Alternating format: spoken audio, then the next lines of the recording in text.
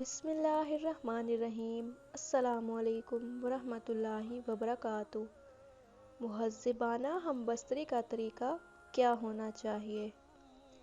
جب میاں بیوی دونوں ایک دوسرے کے ساتھ ملنے کا ارادہ کریں تو ان کی نیت نیک اولاد کی ہونی چاہیے۔ نیک اولاد کی نیت ہوگی، اعمال کا دار و مدار نیتوں پر ہوتا ہے۔ تو جب بھی میاں بیوی میں ان کی نیت یہی ہو کہ اللہ تعالیٰ ہمیں نیک اولاد عطا فرمائے،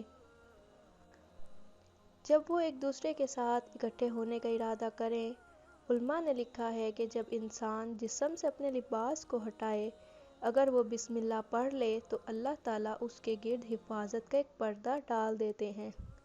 شیطان اس کو نہیں دیکھ سکتا، جنات اس کو نہیں دیکھ سکتے۔ اس لیے سنت ہے کہ انسان کپڑے بدلنا چاہے یا نہانے کے لیے کپڑے اتارنا چاہے، اس کو چاہیے کہ بسم اللہ پڑھ لے تاکہ اس کے ارد گرد ایک حفاظت کی چادر آ جائے، اللہ تعالیٰ کی طرف سے شیطان اور جن اسے دیکھ نہ سکیں۔ آج لوگ سنت کا خیال نہیں رکھتے اور جسم سے لباس ہٹا دیتے ہیں۔ شیطان اور جن دیکھتے ہیں، پھر کہتے ہیں کہ جی لڑکی پر جن کا اثر ہو گیا ہے، فلاں پر جن کا اثر ہو گیا، شیطانی اثرات ہو گئے۔ ہم نے نبی کریم صلی اللہ علیہ وسلم کی سنت کو چھوڑ کر خود اپنے لیے مصیبتیں خرید لیتے ہیں۔ اس لیے میاں بیوی کو چاہیے کہ جب اکٹھا ہونے کا ارادہ کریں تو اپنے جسم سے کپڑے علیحدہ کرنے سے پہلے بسم اللہ پڑھ لیں تاکہ ان کو آپس میں لیٹے ہوئے کوئی شیطان یا پھر جن نہ دیکھ سکے۔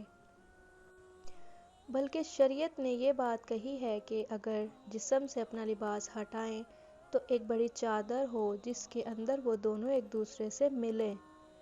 اس بڑی چادر کی وجہ سے اللہ تعالیٰ ان کی ہونے والی اولاد میں بہت زیادہ حیا پیدا فرمائیں گے۔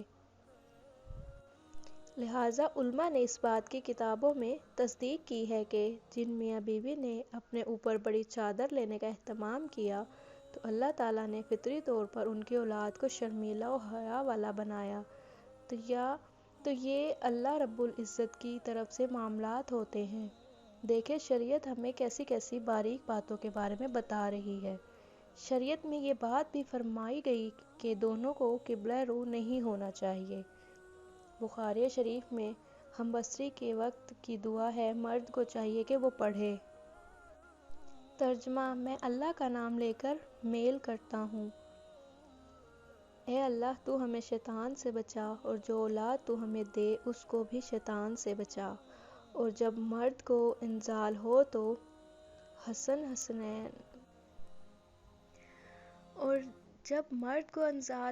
حسن حسین کے اندر یہ دعا ہے۔ ترجمہ: اے اللہ جو اولاد تو مجھے دے اس میں شیطان کا حصہ نہ ہو۔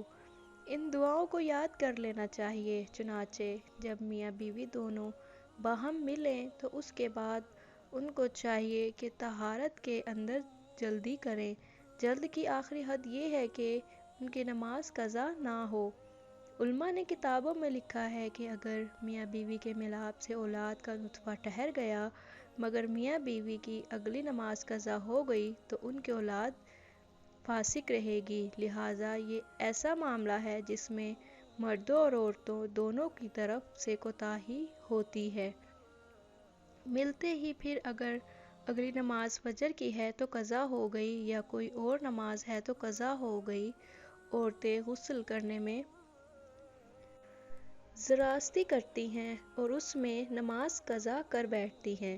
ایک بات نکتے کی یاد رکھنا کہ جب بھی میاں بیوی کے میلاد کی وجہ سے ان کی اگلی نماز قضا ہوئی اور اس میلاد کی وجہ سے ان کی اولاد ہو گئی تو اس اولاد کے اندر فسق و فجور آ جائے گا۔ جب ماں نے ہی اس عمل کی وجہ سے اللہ کے حکم کو توڑ دیا تو پھر پھل بھی تو ایسا ہی ملنا ہے۔